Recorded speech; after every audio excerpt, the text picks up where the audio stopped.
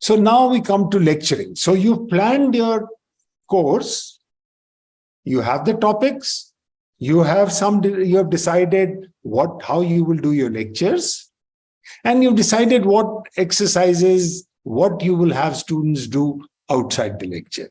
So you have a good learning plan for the course, right? But now let's come to lectures, because that's where we spend a lot of time. So traditional lecturing, what do? A well-designed and delivered lecture for about an hour, right? We carefully design our lectures, we plan it out, and we give example concepts, we explain them, we give examples. And most faculty rely on lecturing as the primary means. And that's not going to go away, particularly in India, where we have mass education, right? Where large classes are there. So I'm by no means I'm suggesting, as some people say, that lecturing ought to be done away with, etc., etc. Lecturing will remain most likely as the dominant means of instruction. But traditional lecturing-based instruction is not very effective. Okay, so some studies have shown that within 1 week, recall has dropped to 20%. So whatever you cover today, within a week, the student remembers only 20% of it. And this was very interesting. At the end of an economics course, of traditional lecture-based course, they found that the students did only 20% better than those who had not taken the course. So very little learning seems to be happening if you just rely too much on lectures of the traditional kind. Over 700 studies have shown lectures to be less effective. So this is one area where lots of work has been done in what is called active learning, and what we'll be discussing in a moment. But let's just, before we get into active learning, how do we think lectures will work? I mean, we all give lectures. How is learning supposed to happen in the lecture? Well, students attend the lecture. We hope that they absorb the material. We hope that they will ask questions and they will understand everything. But these are hopes. Unfortunately, it doesn't work. First of all, the attention span of students is low. I'll discuss that also in a moment. And we've already established that learning is an active activity. It's not an information gathering activity where the information passes from the instructor to the student. Okay, so therefore, as long as we treat lectures as information giving, where we're giving gyan to students, that is not going to work out. Okay. So with lecture-based delivery, learning is generally happening, actually speaking, in assignments, in preparation for exams, whatever students do. After all, students do learn some amount. It's not that they learn in lectures, but they do in preparation, etc., where they actually think and they actually do. So lots of data and experiment shows that traditional lecturing does not support learning, or does not support learning well. Okay, so the attention span, if we take a big lecture, a 1 hour lecture, attention span is known to be, it initially is very high. The student is fully attentive, listens for about 10, 12 minutes. And we know, and then the attention span just sort of goes very low, maybe fluctuates a little bit. And interestingly, it has been observed towards the end of the lecture, the attention goes up again.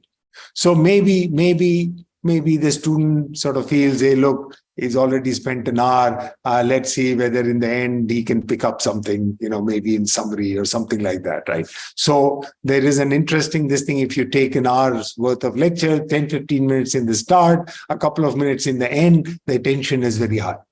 In between, it languishes. So the challenge is to make lectures active learning experiences. Okay, so we just need to change lectures from transmitting information from instructor to be absorbed by students to active learning by students, where students acquire knowledge through thinking and doing.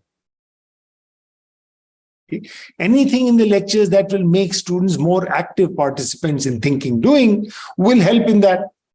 But of course, what they're learning and etc. is all in our control because we are deciding what topic to cover and so on. There's a lot of data to support this, that we can make lectures themselves a very good learning experience if we can make them active. And how do you make it active? It's not rocket science, very simple, really speaking, conceptually. So the most common approach is that after every 15 minutes or so, you do some activity. Okay, put down 3 conditions of it. Now, why 15 minutes? Because as I said, the general perception is that the attention span is there for 15 odd minutes and then it starts to go away. So you need to sort of bring it back. And so after every 15 minutes. Now, whatever activity you do, there are some conditions. First, it should engage all students. If it engages only a few students, then those few students will learn, others will not. That doesn't serve our purpose. And it should help reinforce what is being covered. And it takes a short time because your lecture is only an hour or so. You cannot spend too much time in the lecture. Okay, so this engages all students, help reinforce what is being covered. So for example, if you show in between while you were lecturing and you show a joke or a movie clip or something, it's good. It sort of wakes them up, but it doesn't help in learning because it's not reinforcing the learning unless that is connected to the topic you covered. Okay, so it should engage all the students, help reinforce what was just talked about in the class, and it takes a short time. Okay, so what are you doing? You essentially grab the students' attention and make them active in learning the material you just talked about. So you've transmitted some information, you hope that they're absorbed. Now you shake them up and actually push them to actually absorb them, make them think, make them practice, make them learn from each other. And all in a few minutes. Okay, we'll discuss some examples, and if possible, we'll see a video, etc. Also, improves attention, makes students active learner by doing and thinking. Okay, so this is one very common and very well promoted approach called think, pair, share. So think, pair, share is a common method for active lecturing, which can engage the class. So what you do after covering a concept for about 10, 15, 20 minutes, you give a short problem that can be done in a few minutes that solidifies the understanding of the concept. So if you were discussing some equations and then let them apply it to solve some problem. If you were teaching them programming on some construct, then have them write some code or read some code and tell what will be the output, etc. And after a few minutes, now in Think, Pair, Share, you ask the students to work in pairs. So you just ask them work with their neighbor. Okay, in Think, Pair, Share, there are different variations of it. You ask them to work in pairs. Then after your few minutes are over, 2, 3, 4 minutes exercise, you ask a few groups to give the answer. And it's important here to pick it up randomly. So everyone has a chance that they may be called upon. And so it will enforce that everyone practices. Otherwise, you can have a challenge. You can take a poll on the answer if you have some technology tools. And then you discuss the correct answer so they get the feedback. And then you move on to the next concept in the lecture and repeat the whole thing. So this whole exercise can be done in 2 to 5 minutes in a smallish class. In a larger class, we'll discuss that. In a larger class, you'll have to use tools. Okay. So another possibility, just the same, a different possibility for of Think, Pair, Share, you give a short problem that can be done in a few minutes as a quiz. You can have multiple choices. Multiple choice for assessment, people may think whatever they want to think about, they're good or not. But here, you see, the multiple choices will force the student to read the choices, think about all the options, and then select the correct one, right? So you're strengthening, reinforcing the learning. You can give a small problem with a numerical answer or a text answer or a piece of code, whatever you want. You can give a small problem. Okay, and then after a couple of minutes, then the quiz is over, when the answers have been collected, then you discuss the quiz answer in class. That's important because anyone who solved it incorrectly gets an immediate feedback and corrects the mental model that he or she may have made. So it's very important. This is not assessment where you have them take the exam and then later on, 2 weeks later, you give them the answer. You have to give it right there so they understand where they may have made a mistake and correct their thinking, right? This is for learning. Now, if you want to do that, because people are, so how do you ensure that students will participate in quizzes? In Think, Pair, Share, there is a little force by the partner sitting next door. He says, oh, he or she says, let's do it. So there's a little bit pressure.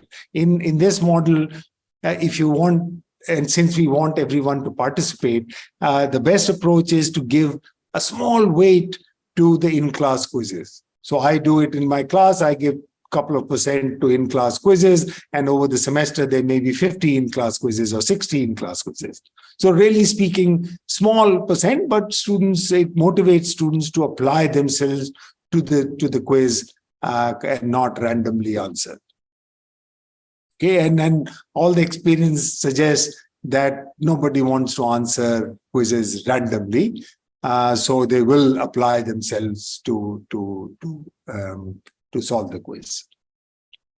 But the challenge here is it will require some method to compile the quiz replies. Okay, and like in Think, Pair, Share, you just ask randomly 2 people, 1 person to give the answer, and then you discuss. Here, you'll have to, since individuals are doing, you'll have to compile the answers. Otherwise, students will soon learn, hey, look, it doesn't matter, you give whatever you want. So it will be, this is practical only with tools, particularly for large classes. For small classes, you can do it even physically in the class. Okay, there are various other in-class activities that have been suggested.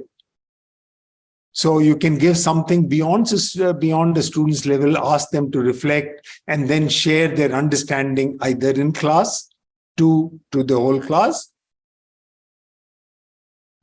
or perhaps to a group. You can present some controversy, paradox, conflicting evidence, wrong claim. Ask them to figure out what is wrong in it, and then explain. You can give riddles, provocative questions, whatever you give them, you engage them, you have them think, and you then have them answer. Involve them in problem solving, which many of us have done. Obviously, you solve parts of it, you do some steps of the problem solving, and then you ask them to do some other next 2 steps or whatever, perhaps alone, perhaps Think, Pair, Share, and then you get the feedback from the class. Ask them to explain to their neighbor. We'll see that in a moment. This is peer learning. We'll see a little bit about this in more detail. And of course, encouraging questioning, which requires a little bit more creative thing. Now, all these, these are to engage students so they become active learners. Now, there are lots of tools for active learning. Okay, so tools can facilitate conduct of active learning exercises, particularly for large classes. Okay, so clickers were widely used at least in some Western countries. There is reference. I've never used a clicker. I've not seen it, but I've read some papers on it. It was largely for doing KBC style of poll in the class. Right? The faculty member will put up a question, the instructor give some options, and then the students have their clickers, and you get a minute or 2 minutes to give the answer. So it requires each student to have her own device. So response can be attributed to the student, right? Because if everyone is answering, you don't want passive people. Remember, one of the intention is that everyone should answer. Everyone should get engaged. So everyone should get engaged. Therefore, you would like them to reply. You can use Google Forms or equivalent to collect replies, or some other online kind of tool. Sometimes they have, sometimes they don't have timing control. And there is this ALT app, which I've been using, though not many of you have downloaded it, but I use it in my class. And last time I used it in a class of 300 plus, which is a free app that can be used, which we can use multiple types of timed quizzes. And the student responses are compiled immediately. So even in a class of 300, I would regularly give 1 to 2 minute quizzes. I never gave more than 2 minute quiz, because it's a very tight course that I was running, and it also allows different types of feedback. So every now and then I will ask, how well have you understood this? Talking about recursion, how well have you understood this? And you say red, yellow, green, 30 seconds, and you get your response, and I get an understanding of what the student, whether they've learned it or not. All right. So there would be others that I'm not aware of, but there's multiple tools you can use for active learning, should you decide, and you should decide to use active learning in your lectures. So let's just see what is happening in active learning, right? So all students are made to become active. That's the first thing. Student attention is reactivated because you're asking them to do something. They're no longer passive listeners of lecture. It's a small, immediate practice to strengthen learning. We know learning strengthens by practice. And we know that even a small amount of practice really strengthens learning quite a bit. A lot of practice will a lot, but the first couple of things you do actually strengthen the most, right? It's a law of diminishing returns. All students are engaged, and if you were to do peer learning, then students can also teach each other, and that can help. Okay. Now I've given links to 2 YouTube videos. I often will see whether we have time later on to see it right today. But you can watch them at your leisure. These 2 videos. Felder has been a very active proponent of active learning. Okay. And if you go on the net, you will find just lots of stuff on active learning. Okay, so what is happening is that we know in about 15 minutes or so, the student attention falls. So after 15 minutes, you do something. Their attention again goes back as if they were there back alive. Their attention goes back. Then again, 15 minutes later, it falls. You do again something, it goes back again. So instead of falling and staying all the way down till the end, now you've been able to, when it falls, you quickly have them, at least their attention. First of all, this is only about attention. Their attention goes up. And now the next 15 minutes of your lecture, you have their attention. Okay. And of course, you've also strengthened their learning in that 2 minutes of activity. So you've got their attention for the next 15 minutes, which you would not otherwise have. And you have strengthened the learning of the last 15 minutes of lecture that you did. So the active learning effectiveness, there's a meta study of actually 225 studies done in STEM. So active learning is one of the most studied and one of the most written work in education. And if you go and look at scholarly papers, there's of course, hundreds of them. This was a meta study of 225 of them. It compared performance of traditional lecturing versus active lecturing, and the scores improved with active learning. With traditional learning, they are 1.5 times more likely to fail.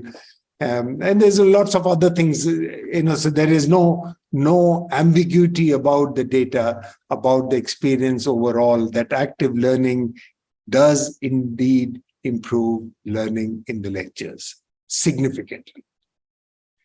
Okay? And it has been empirically validated in practice by many teachers across the world. But of course, the main challenge of in-class teaching, particularly for us in India, is that we often have large classes. So the class time it may take for doing these activities is one factor. We cannot afford to give too much time away for doing these activities. For example, discussion, open-ended discussion, we have very limited time for it. And we also have to cover whatever syllabus we have defined and have gotten approved by our institute and all that. Even if it is properly designed with learning outcomes, etc., we are supposed to cover the syllabus so the learning outcomes can be delivered. So you have a challenge. So we have to keep the exercises short, only a few minutes long. That's all that can be done. And to cover the syllabus, there is a technique that some simple concepts that are there in the syllabus, you can give them as reading assignment, do a quick discussion, and you sort of add a quiz or something on that. And so you can save a little bit of lecturing time on that, right? So class time it takes and the covering of syllabus are indeed important considerations, very important considerations for us. Student resistance and issues, they can be handled. Students are, in general, they will find this thing more engaging. Some students may not like it, but hey, look, by and large, students will like. Then, of course, there's a challenge of creating short questions for in-class quiz. But most of us can do it. Last few lectures, I've added some quizzes just to illustrate this point. You have to think of options. What are the right things? So it will make the attendees think. You have to think about it, but it can be done. Most of us know our subjects well enough to be able to create these small problems. But really, all these boil down to the key challenges. How do you coordinate active learning exercises in a class, particularly if it is a large class? You can only give 2-3 minute exercises. Then how do you get all the replies? How do you compile them? What do you do? So you have to use technology like clickers, ALT app, maybe other apps. If for doing it in any class which is bigger than 20, 30, 40, you're probably better off using technology. Up to 40, 50, 60, a lot of people have tried traditional methods without any technology. Up to 50, 60 class size, people have tried that and it sort of worked, right? But once you go 100, 90, even 60 would be kind of challenging for many of us.